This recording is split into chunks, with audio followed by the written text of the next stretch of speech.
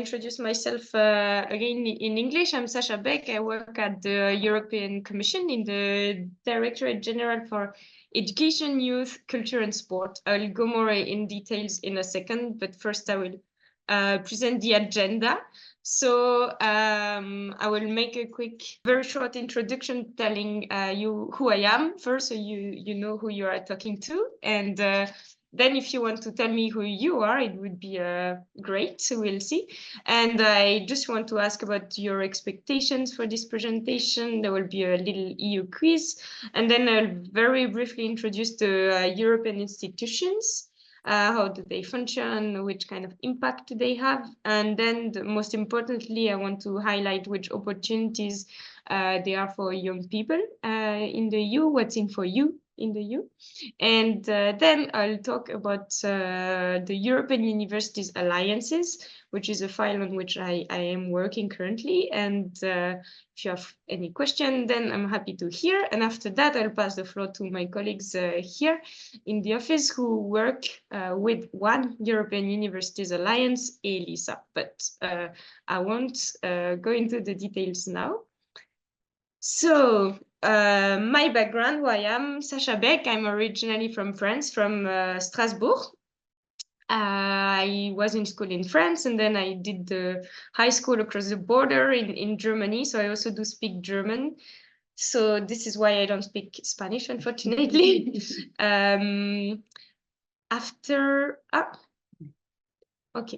After my high school, I did a service civic. It's a kind of volunteering. It's specific to France, but it's this volunteering program for 8 months in Namibia. Namibia is in southern Africa, just above northwest of South Africa. And it was a very enriching experience. Later on in this presentation, I will talk about the volunteering opportunities, notably with the European Solidarity Corps. So I didn't do it myself, but with this service civic, I had a kind of similar experience, and it was very enriching and life-changing, if not. So I really recommend such opportunities. And it enabled me to continue then my studies, to find my path. I studied social sciences, education, and linguistics in France. And in the studies, I did an Erasmus Plus exchange in Helsinki in Finland. And that was also very enriching. I learned a lot.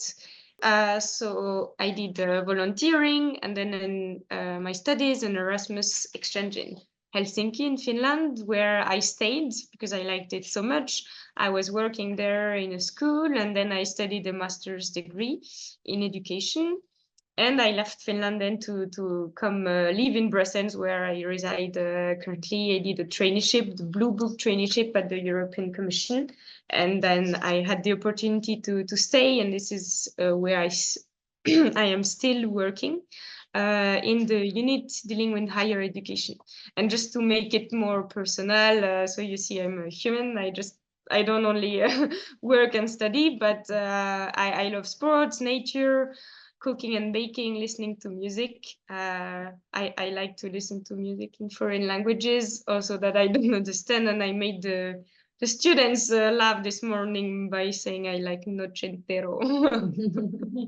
But okay, then my little question is, what about you? If there are students in the online listening, if someone feel like it, if someone feels like taking the floor and telling me who you are, what you're studying, what you like. If you don't want, it's very fine, like this too. Okay, my name is Sajid Wazir, as you know.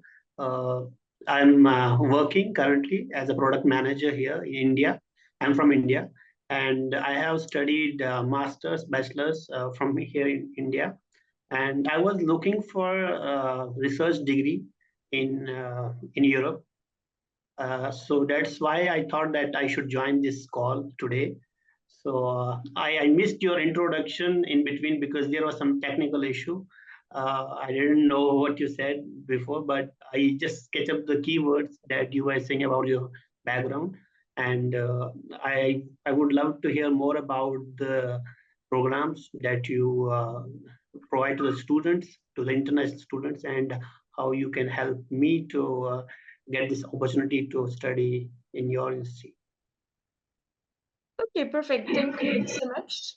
Interesting. So my second question was, what do you expect from this session? But I understand you just expressed it. So thank you very much. Maybe we can go briefly about that. It was just to make it a bit more interactive, but it was a little EU quiz, and maybe the colleagues here, they can play with to test their knowledge. So we'll quickly do this quiz, and then we'll go more into details in the opportunities for students, including international students.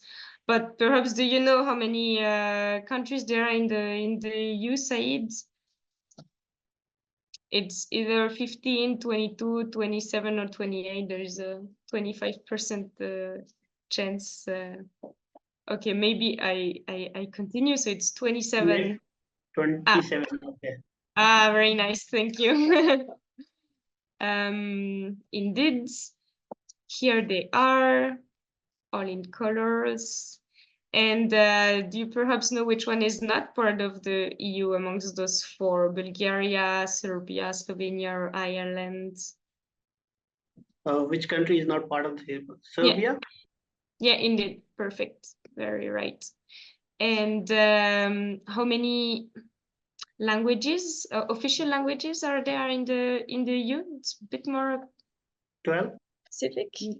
Almost the double, 24. Oh, sorry. No, don't worry at all. And may I ask, how many languages do you speak, Sajid?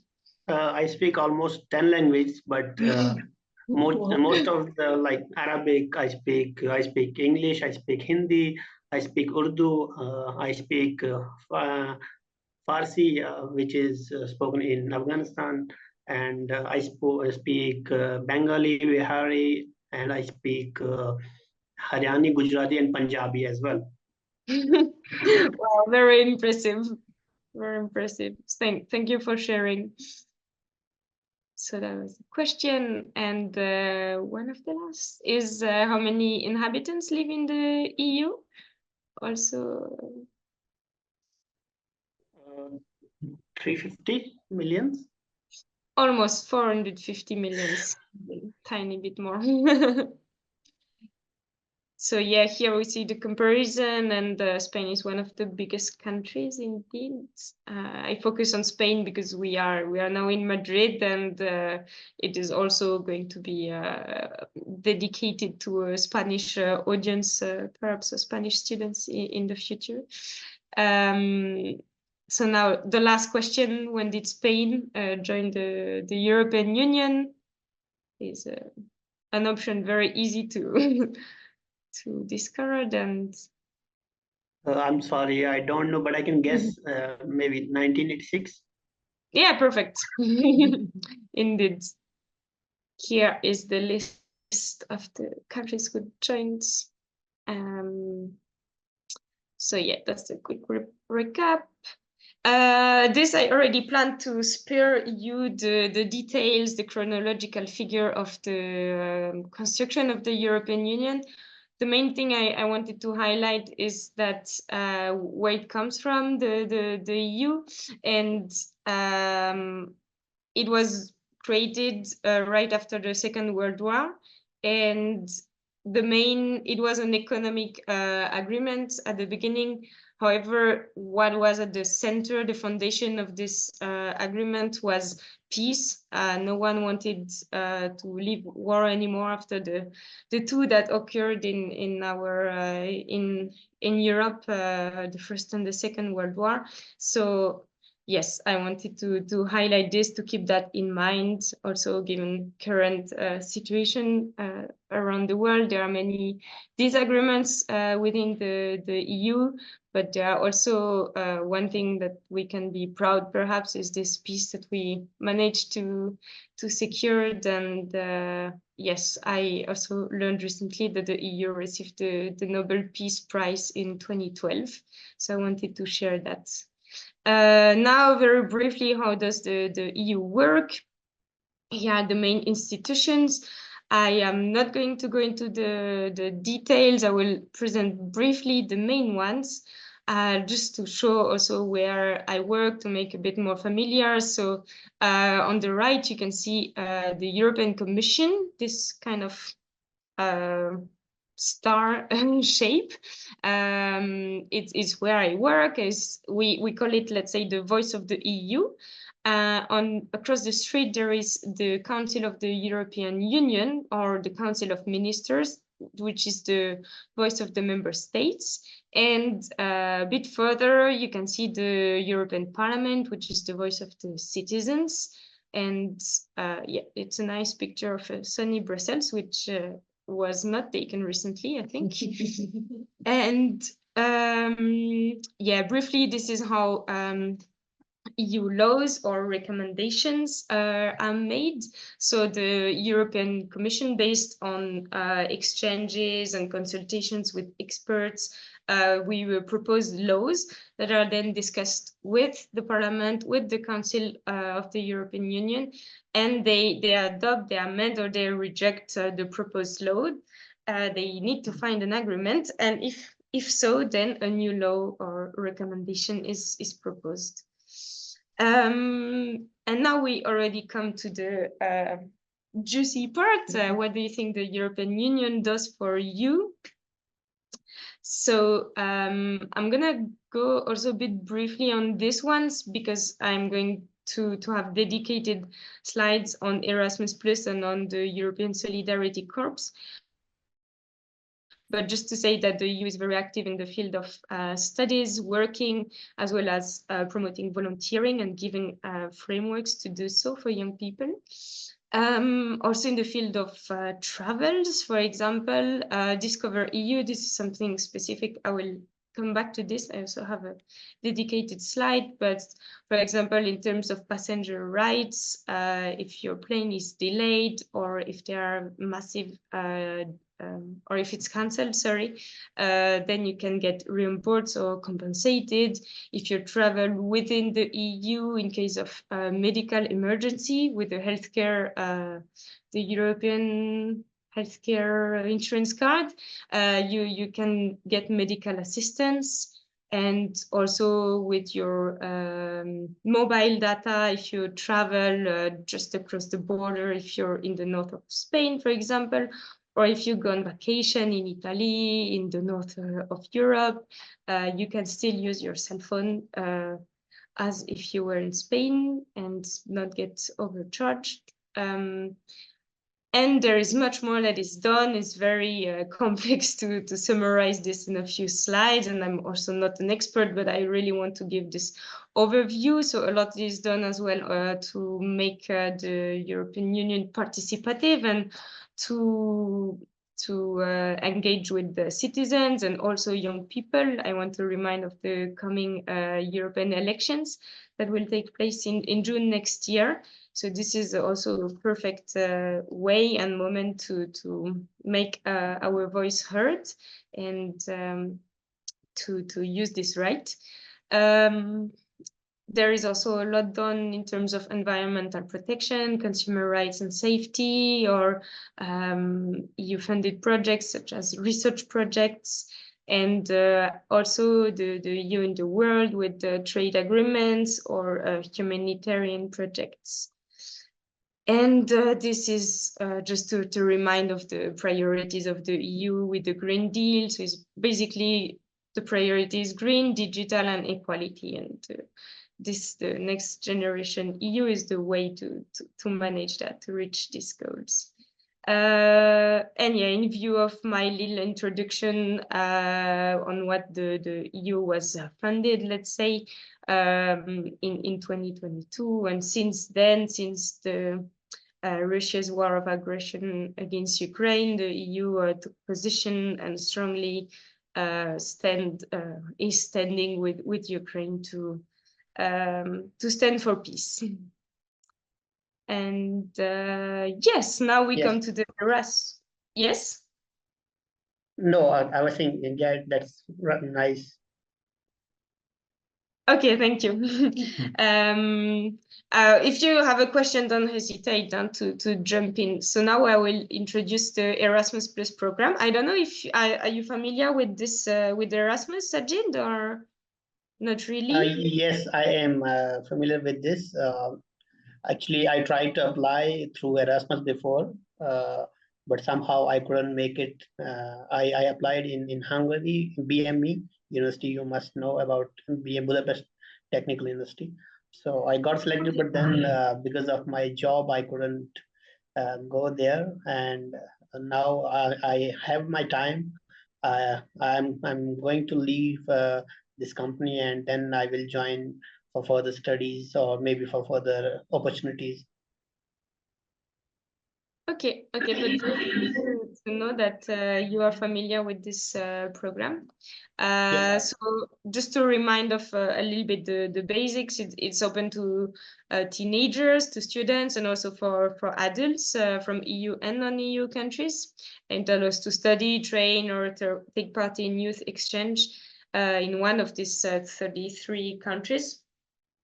And I just took a screenshot from the website, which is very well done, to show how many opportunities there are to very diverse backgrounds for school pupils, for students, to get traineeships, but also for staff, for teaching or for training, for adult learners, even for sports staff. So there are many opportunities. And there is the link below to the website. Perhaps I can put this in the chat later.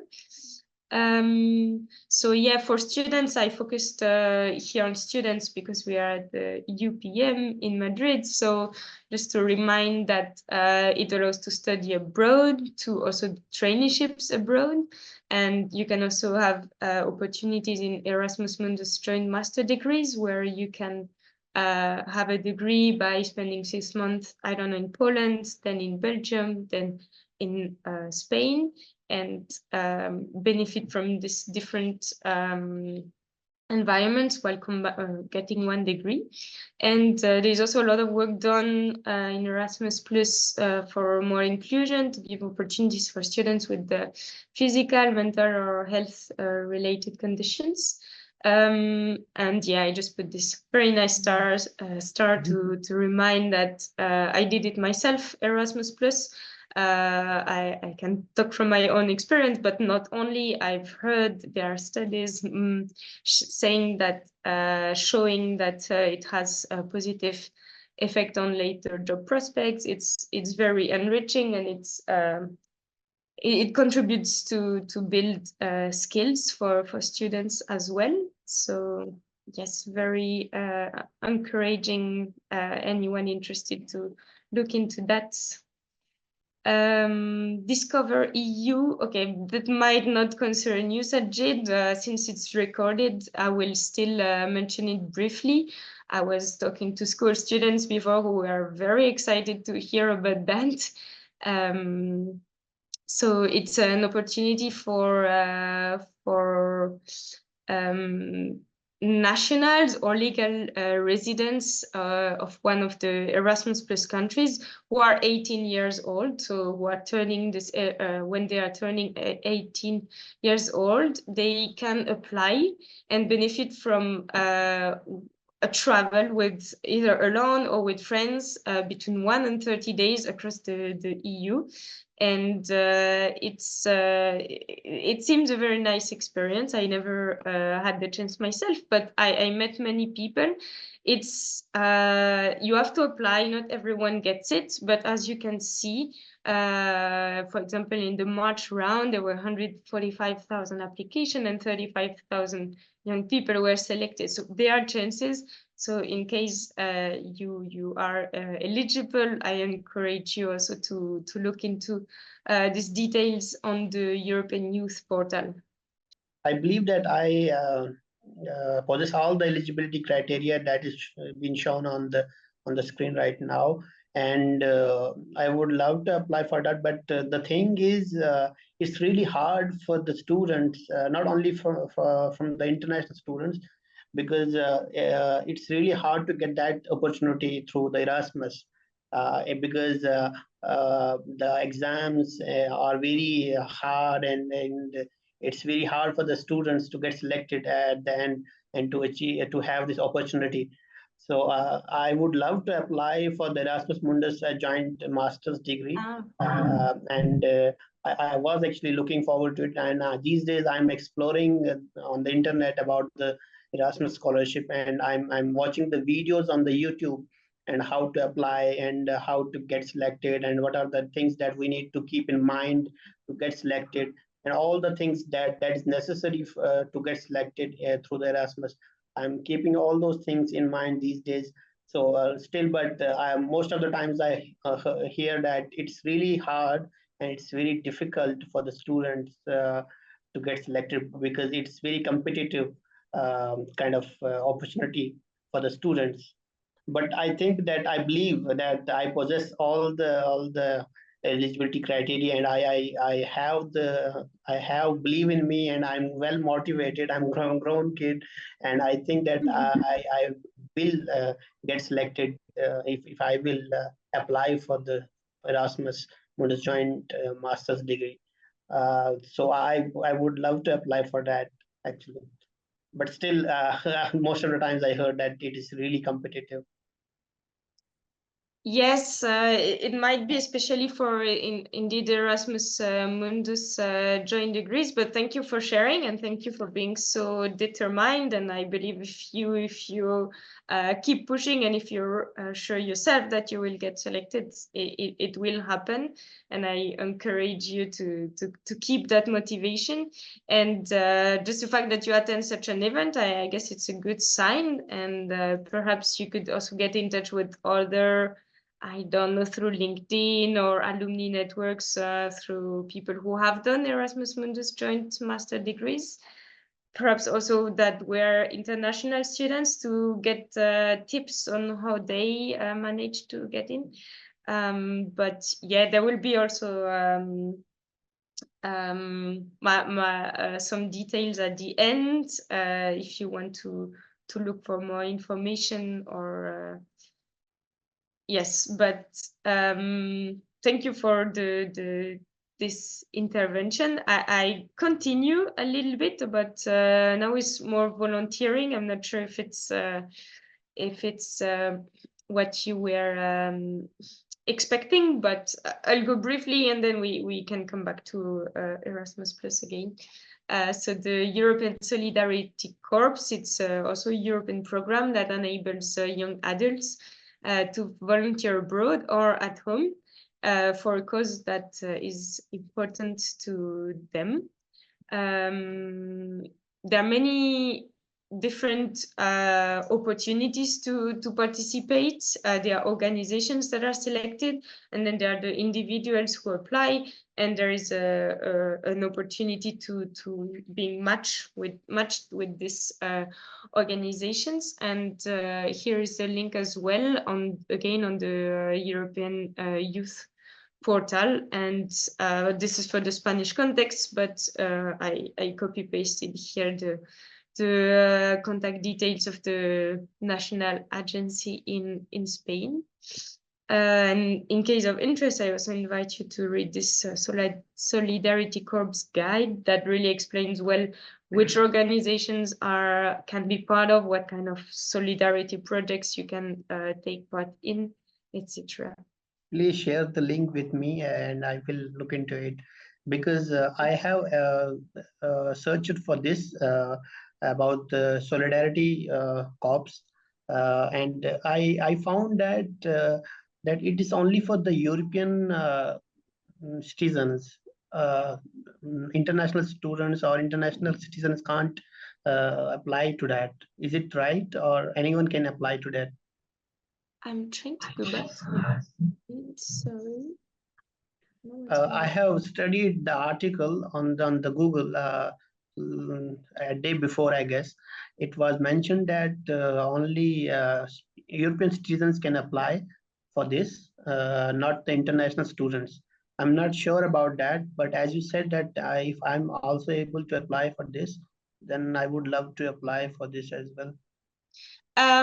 To be very frank with you, I am not sure of the answer, but what I'm sure of is that in the Solidarity Corps guide, there is the answer, and it might be that it's only for European citizens indeed, but I invite you to double check, because it is possible that there are some opportunities, because it can be done in the EU or also in other non-EU countries. So then perhaps there are also some opportunities for non-EU citizens, but to double check. Sorry about this. This is not for the non-EU, I guess, because I have read an article day before yesterday.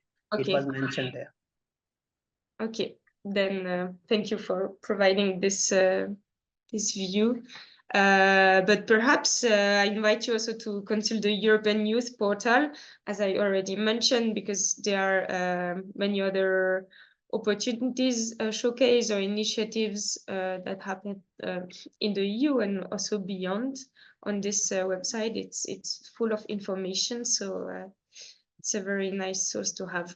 And to conclude my my presentation, this is why I mentioned I'm going back a bit to Erasmus Plus.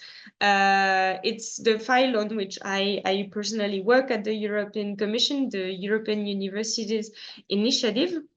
It is a very new initiative, and to give a few numbers, there are currently 50 alliances. So the initiative was launched around 4 or 5 years ago, and alliances of universities came together.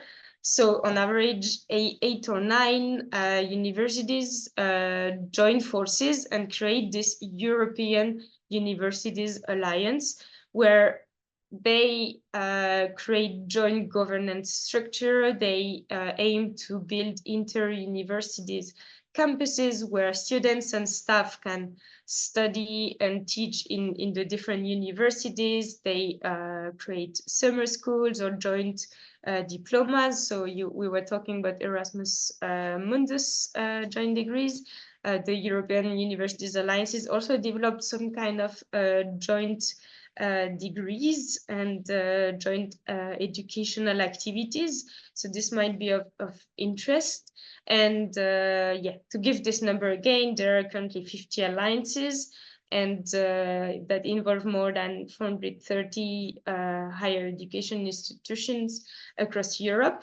So the full partners of the alliances, that are 8, 9 on average, they work very closely together, building these European universities, and they also have associated partners with, I don't know, universities in non-EU countries, as well as metropole or cities or companies with which they work very closely to in view of also equipping the future students with the skills they need to get to manage to raise the challenges that we are currently facing, that we will be facing.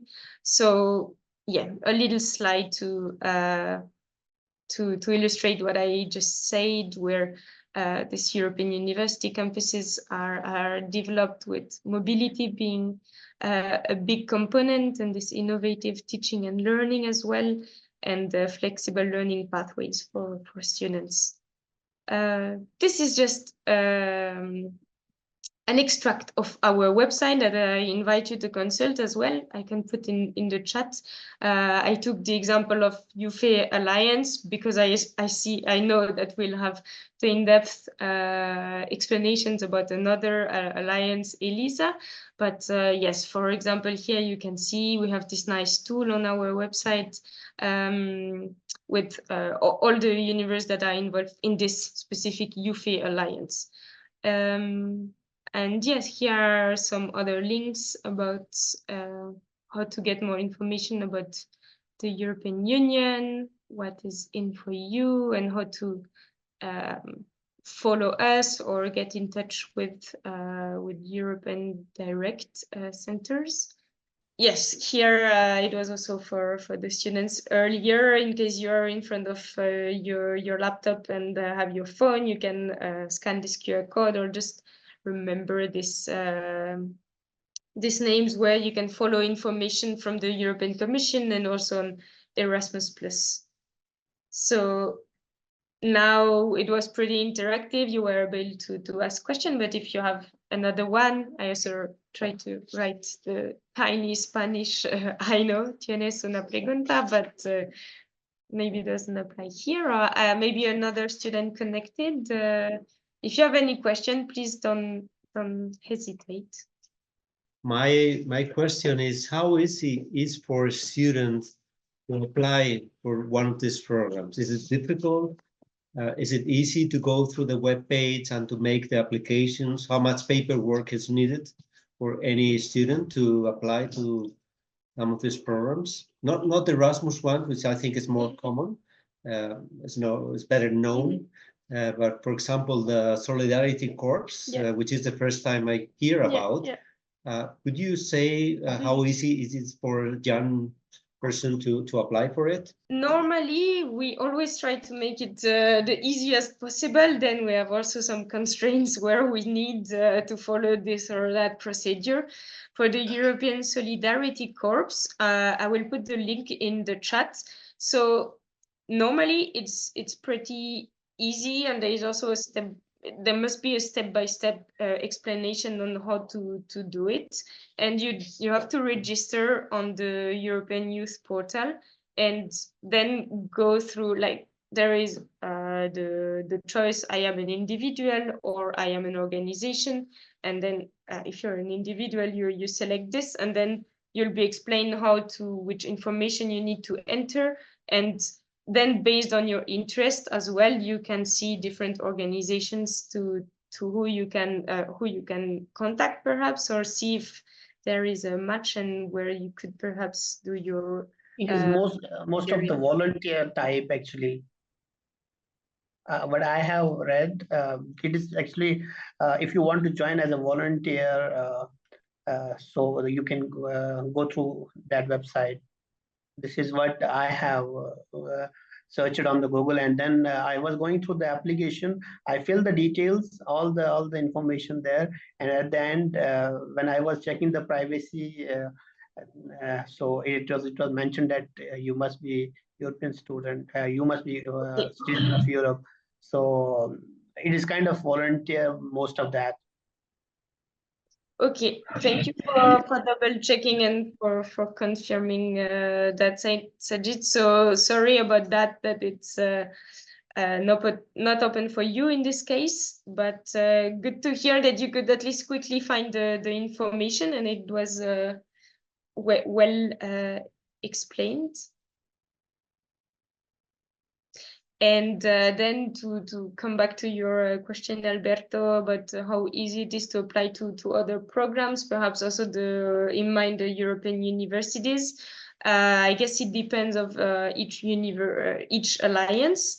They all have their individual website. So from the European Commission website, where you saw this map that I shared, you can be directed on their website, and then you can find all the information there, how to participate in their activities.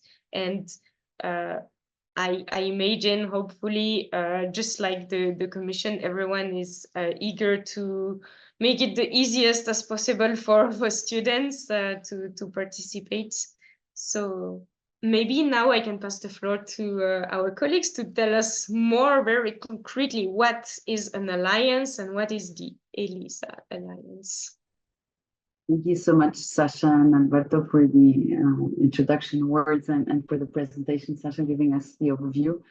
Indeed, European Universities is one of the major flagships initiatives of the European Commission.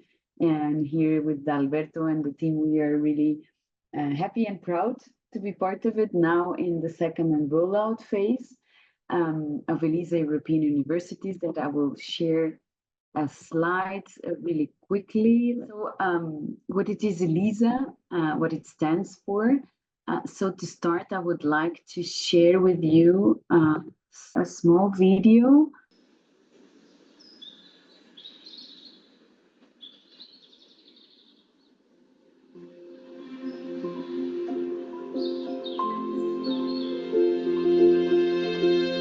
Dear Laura, by the time you read this, it will be the year 2030, a year in which all people have equal opportunities, access to food, clean water and energy. We are all healthy and thousands of species on our planet are saved from extinction. That is what some grown-ups say. But today, almost 10 years apart, I wonder how we can accomplish that. My mom says there is a good chance to make it happen. If we all learn how to take the green path to a more sustainable way of living. If we embrace the know-how of experts, students, teachers, and society, and we connect it to real people's needs. If we mix disciplines, people, and ideas, we design technology and combine resources to solve challenges with love and creativity. If people go beyond borders to learn and work in cooperation with others, celebrating diversity and inclusiveness. My mom is a scientist and says all these transformations have started, and I want to be part of it. That is why I will study to become an engineer in 2030. An EELISA engineer.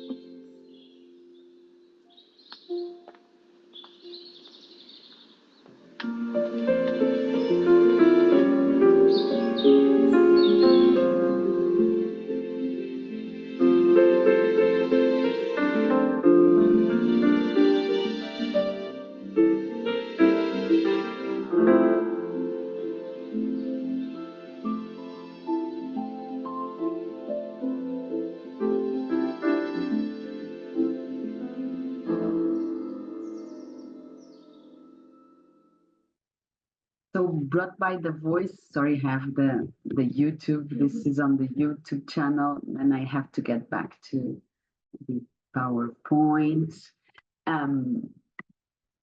Brought by the voice of a young girl that aims to have an impact, that aims to have a contribution. With this video, we tried to combine the spirit, the values of EELISA and its mission in a visual identity, bringing important elements of our mission. So EELISA stands for European Engineering, Learning, Innovation and Science Alliance. And we aim to be part of this pioneer initiative in a way that is pioneering, trying, experimenting into building a different image, a different space of education by connecting different members in higher education institutions. So EELISA, why we inspired, as you may have perceived in the video, inspired by one of the first women to be a known woman to be engineer in Europe, Elisa Leonida Zanvirescu. It's an example, also setting a model for our European University, is a Romanian engineer that had to go to Germany so to be able to be accepted in an engineering school. So fortunately, things have been evolving, but still we have a lot of work to do to continue to contribute to a more open Europe, to develop to a more open, even more open European space of education, research, and innovation. So this is our aim. And here, this woman, this model, brings important keywords for our European University as innovation, pan-European, multicultural, diverse, and open, which are key drivers and key values for the work that we are doing together. So here you may see the EELISA member partners. We are now 10 partners in our alliance. We cover a bit all the regions of Europe, except the northern part of Europe. We have, of course, here our Spanish university, hosting university, which is Politécnica de Madrid, which is the coordinating institution of the Erasmus Plus funding project. We have 2 members in France, Paris-Sciences-Lettres, École des Ponts et Chaussées. We have in Italy also two members, Scuola Superiore Sant'Anna, Scuola Normale Superiore. We have in Germany, Friedrich Alexander University, in Hungary, Budapest University, ITU, Istanbul Technical University, and in Bucharest, Politehnica de Bucharest, and in Switzerland, Zurich Applied Sciences. So together and connected to, as associated member, the European Network of Engineering Accreditation, and also associated to the Kiev National University, we gather almost 200,000 students, which is an enormous space of impacts. Of course, also a great and really large number of faculty members and staff. And together we are trying to build this new experience for our students, new experience for our academics, into building and connecting these exquisite sites that we have around Europe, and building opportunities for them. So our mission, that in a way was a bit explained in the video, is really to connect and to be a trigger at European level to boost Europe social, systemic, and sustainable transformation. And we do believe that also putting and developing the model of the engineering route in society will do it, and will bring additional elements of our models as reinventing and reshaping this model of the engineer, putting us in front of the question, what will be the engineer in the future? What will be the engineer in Europe? What will be the skills?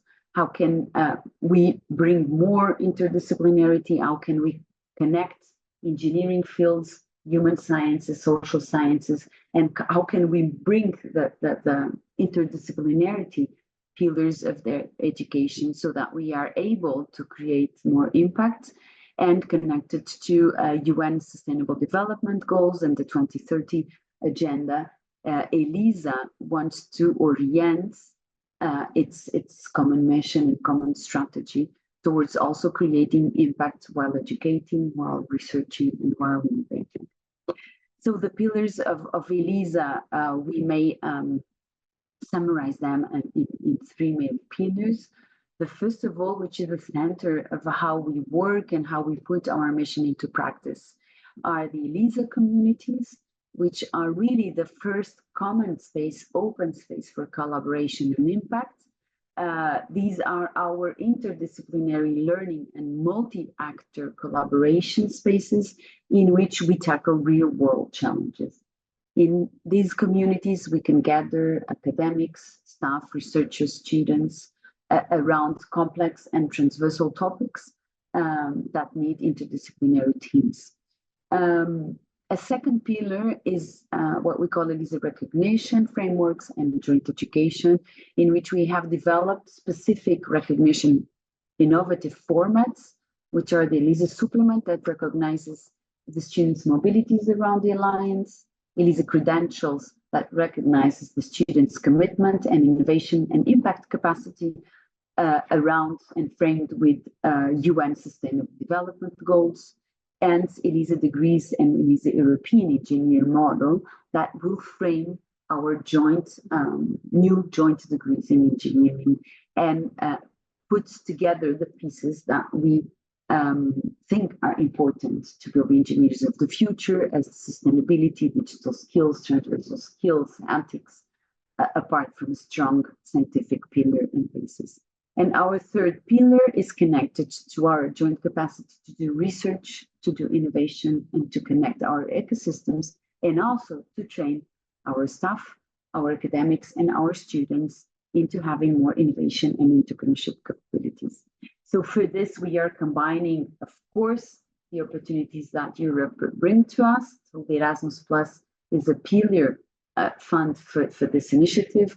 Also, we have Horizon 2020 funds and EIT funds to develop the projects that form the EELISA family and the EELISA portfolio of activities.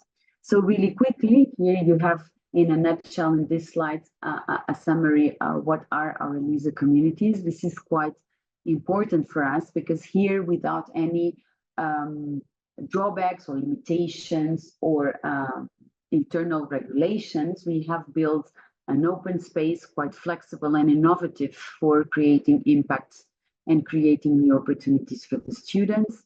Here in the website, the students and the staff can connect to the communities that can have topics that go from sustainable buildings, from digital philosophy, from energy, different complex aspects that are connected with SDGs, Sustainable Development Goals, in which we offer opportunities for learning, challenge-based education, and also opportunities for the academics to cooperate and develop research topics, and also for external stakeholders to come along and collaborate with us.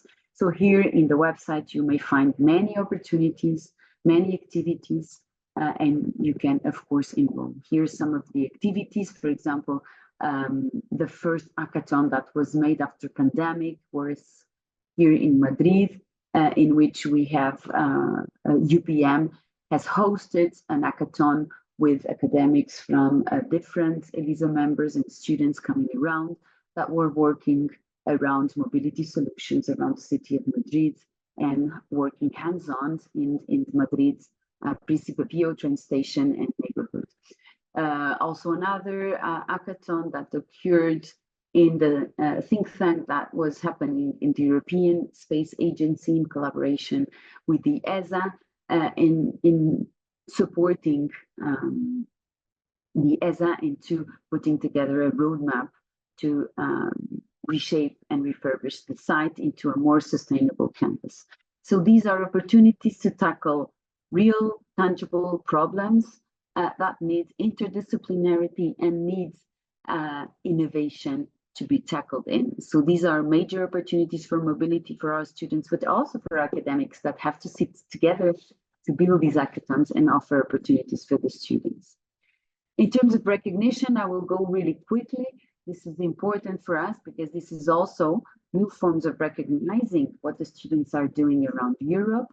And here an example is the EELISA credential that, as you see, is the certificate signed by all the universities that states and recognizes the level of impact of the activities of the students that can go from discovery to impact and transformation and connects the action towards specific SDGs. This is really an innovative model that EELISA is developing, and we believe will bring additional recognition to the students and also tag the students. And for example, I'm a student of computer science, but I'm interested in topics of smart cities. And I can say that I have a recognition of activities that I've made that also connect to that topic and recognize the impact that I, as a student, have had in my experience in the university. So these are examples. Here are some elements of the European engineer profile, of changes and new opportunities that we're building inside our programs, and also that will be the backbone of our new joint degrees. We are currently already offering a new master in digital twins for complex infrastructures, and new other masters are in the building up in our alliance, and you can, as a student, access to all the information through the website, through social media, Instagram, Twitter, or LinkedIn. examples of activities in terms of the interdisciplinary pilots that we are building along the Alliance, mixing social science with techniques. AI, for example, is a topic that is quite important for us.